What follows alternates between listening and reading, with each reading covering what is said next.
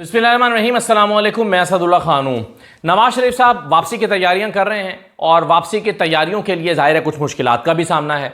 जो मुख्तलिफ़ किस्म की मुश्किलात का सामना है उसमें से एक मुश्किल ये है कि जिस जहाज़ में उन्होंने आना है उस जहाज़ में अगर उनके नापसंदीदा लोग या नापसंदीदा सहाफ़ी शामिल हो गए या सवार हो गए तो क्या होगा।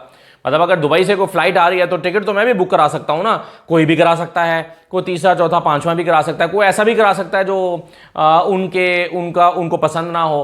तो नवाज शरीफ साहब ने इस मसले का हल निकाला है और हल ये निकाला है कि पूरा जहाज ही बुक करा लिया है, खुसूसी फ्लाइट, खुसूसी तैयारा बुक कराया है जनाब नवाज शरीफ साहब ने पाकिस्तान वापस आने के लिए।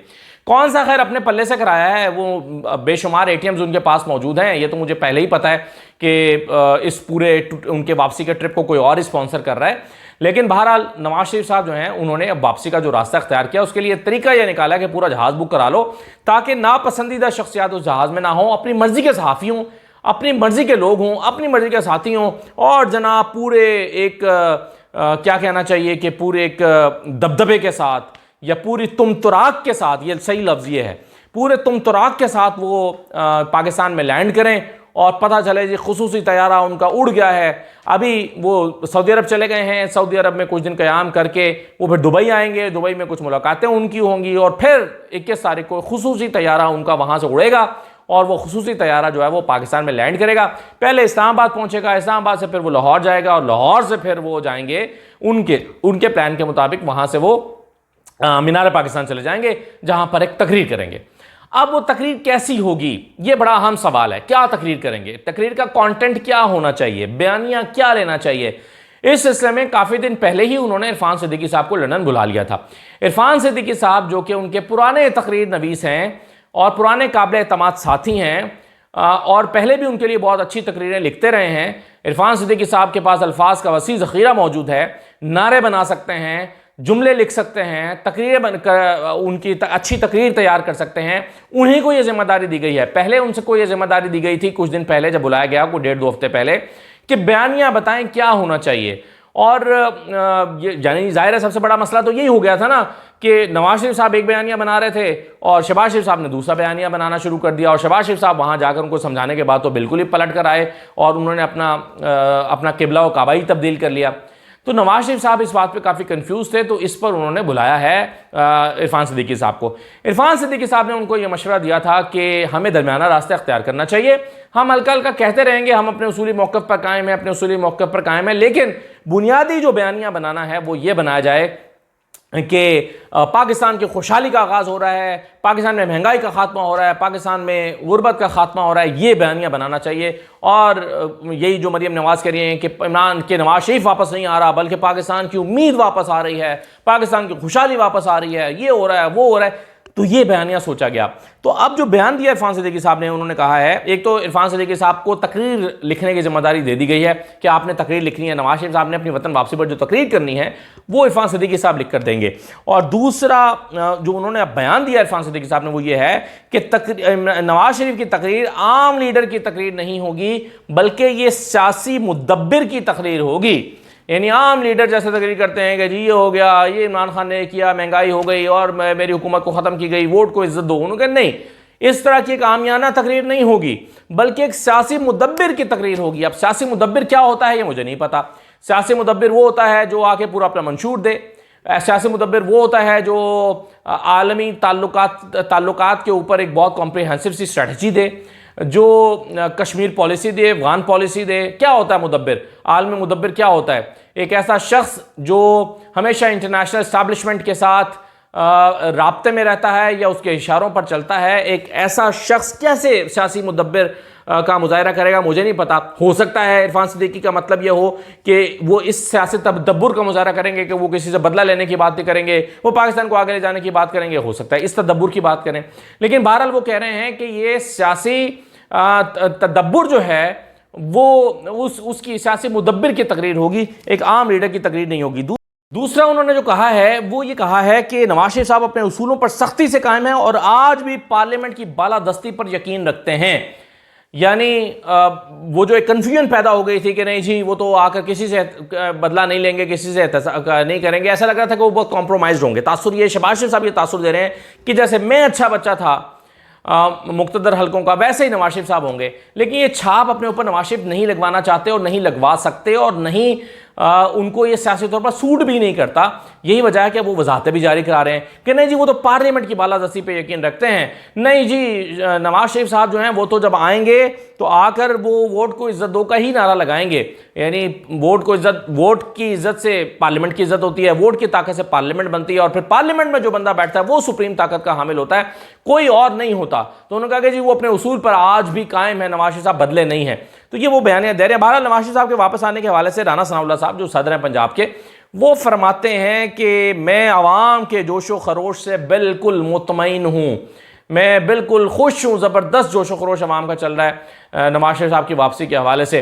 और जलसों में और मुख्तलिफ जगहों पर जो लोग जिस तरह से रैलियों में इकट्ठे हो रहे हैं, कमाल है, ज़बरदस्त है।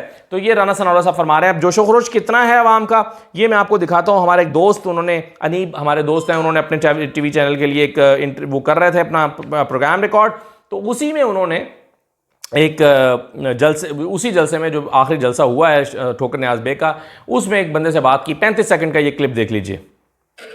कोरमा शोरमा चल रहा है, आगे जाके देखते हैं जी। भाईजान रोटी मजेदार बस ठीक है, किसी ਨੂੰ ਮਿਲਦੀ ਕਿਸੇ ਨੂੰ ਨਹੀਂ ਮਿਲਦੀ ਪਈ, नहीं मिलती भाई, ਨਹੀਂ ਆ ਤੁਹਾਡੇ ਸਾਹਮਣੇ ਇਦਾਂ ਦਾ ਨਾ लोगों ने इन्ना इंतजार किया, किस वास्ते किया, ਕਿਸ ਵਾਸਤੇ ਉਹ ਕੋਈ ਲੋਕ ਨਿਕਲ ਗਏ ਨੇ किस वास्ते इंतजार किया, ਖਾਣੇ ਵਾਸਤੇ। जलसे वास्ते नहीं, ਅਸੀਂ ਤੇ ਇਨਸ਼ਾਅੱਲਾ ਇਮਰਾਨ ਖਾਨ ਨੂੰ ਵੋਟ ਦੇਣਾ ਹੈ। गोटी दा खा रहे हो नवाज शरीफ दी ਤੇ ਵੋਟ ਦੇਣਾ ਇਮਰਾਨ ਖਾਨ ਇਹ ਪੈਸਾ ਕਿੰਦਾ ਹੈ? ਇਹ ਸਾਰਾ ਪੈਸਾ ਸਾਡਾ ਹੀ ਹੈ। ਤੁਹਾਡਾ ਹੀ ਹੈ, ਇਹ ਕਿੱਥੋਂ ਆਇਆ ਹੈ? ਆ ਤੁਸੀਂ ਇੱਥੋਂ ਦੀ ਰੋਟੀ ਖਾ ਕੇ ਵੋਟ ਨਹੀਂ ਦੇਣਾ इमरान खान ਨੂੰ। अब ये साहब कहते हैं कि मैं खाना तो खा रहा हूं इनका क्योंकि मैं अपने ही पैसों का खा रहा हूं और हमारा ही पैसा है जो इनके पास गया हुआ है। खाना तो हम यहां पर खा रहे हैं लेकिन वोट इमरान खान को देंगे। तो आप सोचिए कि इस तरह के काफ़ी लोग हो सकते हैं जलसे के अंदर, यानी एक इम्कान इस बात का मौजूद है कि और भी लोग होंगे जो बेचारे गरीब लोग हैं, मजदूर हैं, दिहाड़ीदार हैं, खाना खाने आ तो गए जलसे में क्योंकि वहाँ पर टेबलों पे सजा सजा खाना मिल रहा था, लेकिन खैर वो भी बड़ी बदनज़मी से मिला और बड़ी बदमज़गी से मिला। वो कह रहे हैं आधा आधा नान मिला, किसी को मिला किसी को नहीं मिला, लेकिन बहरहाल लोगों को उन्होंने रोटी के चक्कर में ज़रूर बुला लिया था। अब वो खाना खा रहे हैं और कह रहे हैं कि वोट इमरान खान को डालेंगे। तो अब इस बंदे को आप कैसे रोकेंगे कि जलसे में आने से, और कैसे रोकेंगे वोट डालने से? तो राना सनाउल्लाह साहब जो आवाम के जोशो खरोश से बहुत खुश हैं, अगर वो खुद फरेबी का शिकार हैं तो फिर रहें खुद फरेबी का शिकार, इससे किसी को क्या फ़र्क पड़ता है। लेकिन बहरहाल अगर इन चीज़ों को देखें, रोज़ मैं इस तरह के क्लिप्स आपके साथ शेयर कर रहा हूँ, इन चीज़ों को देखें, शादरा का जलसा देखें, तो फिर राना सनाउल्लाह साहब की बात दुरुस्त मालूम नहीं होती कि जो वो फरमा रहे हैं कि वो अवाम के जोशो खरोश से बड़ा मुतमईन है। एक बहुत मज़े का बयान शहबाज शरीफ साहब ने दिया है। शहबाज शरीफ साहब फरमाते हैं कि तेज़ रफ्तार तरक्की और महंगाई में कमी का आगाज़ होने जा रहा है, मुबारक हो, खुशखबरी है, आप खुशकिस्मत हैं कि अब महंगाई का खात्मा होने जा रहा है, गुर्बत का खात्मा होना जा रहा है। शहबाज शरीफ साहब थोड़ी सी बंदा कोई शर्म ही कर लेता है। आप खुद वज़ीर आज़म थे, आपने खुद ही महंगाई की, आपके होते हुए महंगाई हुई और ये दावा भी नहीं कर रहे वो कि मैंने महंगाई के खात्मे का आगाज़ कर दिया था और नवाज शरीफ आगे लेकर जाएगा। ये भी नहीं कह रहे, ये भी नहीं कह रहे कि जनाब मेरे पास 16 महीने का टाइम कम था, मैंने बुनियाद रख दी है गुर्बत के खात्मे की, अब नवाज शरीफ साहब आएंगे और वो आके इस प्लान को आगे लेकर चलेंगे। ये भी नहीं कह रहे। वो कह रहे हैं कि जो मैंने बेड़ा गर्क किया, जो महंगाई को उरूज पर लेकर गया, जो गुर्बत बढ़ गई, उसके खात्मे का आगाज़ अब होने जा रहा है। यानी अगर चले इमरान खान ने भी किया था तो उसका मतलब है कि शहबाज शरीफ उसका खात्मा नहीं कर सके या आगाज़ भी नहीं कर सके, अब आगाज़ होने जा रहा है। तो भाई कौम को क्यों बेवकूफ़ बना रहे हैं नवाज शरीफ साहब? और मैं बताऊं कि ये इतना बड़ा फ्लॉप होगा क्योंकि नवाज शरीफ साहब के पास प्लान है ही नहीं। नवाज शरीफ के पास महंगाई के खात्मे का प्लान मौजूद ही नहीं है। अगर होता तो वो इसहाक डार को ना दे देते। तो ये बहरहाल सारे मिलके पूरा ख़ानदान मिलके अवाम को घुमाने की कोशिश कर रहा है। बड़ा भाई, छोटा भाई, भतीजी, बेटी, सब समझी, सब मिलकर घुमा रहे हैं अवाम को कि जनाब ये होने जा रहा है कमाल। अब जैसे खुर्रम दस्तगीर साहब का कितना खूबसूरत बयान था। उन्होंने कहा कि नवाज शरीफ साहब सऊदी अरब जा रहे हैं ताकि वहाँ पर जाकर फ़लस्तीन के हक़ में बात कर सकें। सुबहान अल्लाह। और भाई एक जुमला हमारे सामने भी बोल दें, हमें भी पता चले कि वो क्या कह रहे हैं।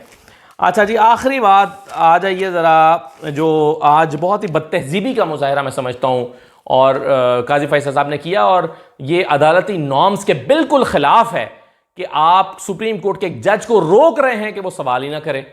और इससे भी ज़्यादा बदतहज़ीबी, चलें वो ये तो पहले भी कर रहे हैं, इससे ज़्यादा बदतहज़ीबी ये है कि वो जज के ऊपर इल्ज़ाम लगा रहे हैं कि आपने अपना जहन पहले बना लिया हुआ है, तो फिर आप जाकर जो है वो उसमें लिखें, फैसले में लिख दीजिएगा यहाँ पर अपना जहन डिस्क्लोज करने की क्या जरूरत है। टॉन्ट कर रहे हैं उनको और कह रहे हैं कि जज ने तो अपना जहन पहले ही बना लिया है। हालांकि जितना जहन इस केस में वाज़े तौर पर खुद काजी फैसा ने बना रखा है, उतना जहन शायद किसी और ने नहीं बना रखा होगा जितना वाज़े इसमें बिल्कुल, और अपने उस वाज़े जहन का बार बार खुले आम इजहार जो है काजी फैसल साहब कर रहे हैं। आज पहले वो एक वकील से भिड़ गए फैसल सिद्दीकी साहब से, उसके बाद वो मुनीब अख्तर साहब से भिड़ गए। याद रखिए कि काजी के जो फैसल सिद्दीकी साहब हैं वो बहुत काबिल वकील हैं, हमेशा उन्होंने अपनी काबिलियत को लोहा मनवाया और तमाम जजेस जो हैं उनकी तारीफ करते रहे हैं। आज जब वो दलाइल दे रहे थे तो वो किसी बात पर मुस्कुराए, और अदालत में ये बड़ी एक कॉमन बात है, कोई बात होती है जज वकील मुस्कुरा देता है, बाज़ बार जज मुस्कुरा देता है, खुद जजेस तो मजाक भी कर लेते हैं, खुद काजी फैसल साहब भी एक उनका जो एक हिस्से मिजाज जो कि मेरे ख्याल में तो एग्जिस्ट ही नहीं करती, लेकिन बहरहाल वो उसका इजहार करने की वो कोशिश करते हैं। तो काजी फैसल साहब जो हैं उन्होंने फैसल सिद्दीकी साहब से कहा कि इसमें हंसने की कोई बात नहीं है। वो किसी बात में मुस्कुरा दिए, उनका कि इसमें हंसने की कोई बात नहीं है जो आप हंस रहे हैं, 4 दिन से केस खत्म नहीं हो रहा, आपको हंसी सूझ रही है। तो इस तरह की बातें उन्होंने फैसल सिद्दीकी साहब से की और फिर मुनीब अख्तर साहब से कहा कि अपने सवाल को रोक कर रखें, अपने सवाल को रोक कर रखें, वकील के दलाइल तो पूरे होने दें फिर सवाल कीजिएगा। हालांकि खुद भी बार बार बीच में सवाल कर रहे थे, लेकिन मुनीब अख्तर साहब को सवाल नहीं करने दे रहे थे। और फिर उन्होंने कहा कि अपने सवाल ज़रूर पूछें मगर दलाइल मुकम्मल होने के बाद, और अगर हमने पहले ही अपना जहन बना लिया है तो हम फैसले में अपने ख्यालात का इजहार कर सकते हैं, अभी क्या ज़रूरत है। फिर जस्टिस मुनीब अख्तर साहब ने कहा कि मुझे अफसोस के साथ कहना पड़ता है कि मुझे बार बार टोका जा रहा है, इंटरप्ट किया जा रहा है। तो चीफ जस्टिस साहब ने कहा कि आप भी तो वकील को टोक रहे हैं, यानी तुर्की बतुर्की उनको जवाब दिया कि आप भी तो वकील को टोक रहे हैं। तो भाई अगर वो सवाल कर रहे हैं तो उनको सवाल कर लेने दीजिए, मुनीब अख्तर साहब को उनका हक है। उन्होंने कहा भी कि as a chief justice, as a जज ऑफ द सुप्रीम कोर्ट में इस बेंच में हिस्सा होने के नाते ये मेरा हक है कि मैं सवाल कर सकूं। और फिर सवाल जब उन्होंने कर भी लिया तो फिर उनको जवाब देने से रोक दिया। अच्छा, फिर एक मौके पर जाकर ये हुआ कि काजी फैसल साहब ने सवाल किया, साथ ही मुनीब अख्तर साहब, अच्छा ऐसा अक्सर होता है कि एक जज सवाल करता है दूसरा जज भी सवाल कर लेता है ताकि दोनों के जवाब वो दे दें।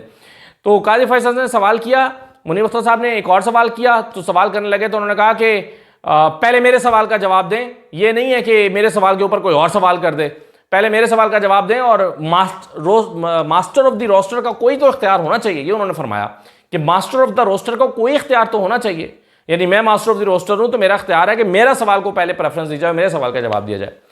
तो मुझे नहीं पता आगे 11 महीने या 13 महीने कितने हैं काजी फैसल साहब के पास, वो कोर्ट को कैसे चलाएंगे, लेकिन इस तरह चलाना तो बड़ा मुश्किल हो जाएगा जैसे वो चलाने की कोशिश कर रहे हैं। यानी आप अपने बेंच में बैठे हुए जज को सवाल नहीं करने दे रहे, हैरत की बात है, और कह रहे हैं कि नहीं फटाफट करो ख़त्म करो। भाई कैसे, जब तक जजेस की तसल्ली नहीं है, वो सवाल पूछना चाह रहे हैं, वो कला उस पर दलाल देना चाह रहे हैं, लेकिन काजी फैसल साहब कहते हैं कि नहीं बस इसको फ़ौरन ख़त्म करें। तो इस तरह की चीज़ें जो हैं वो आज काजी फैसल साहब ने की हैं और समात फिर भी कंक्लूड नहीं हो सकी, कल पे चली गई है। देखिए क्या होता है जनाब आगे। इजाज़त दीजिए, अल्लाह हाफ़िज़।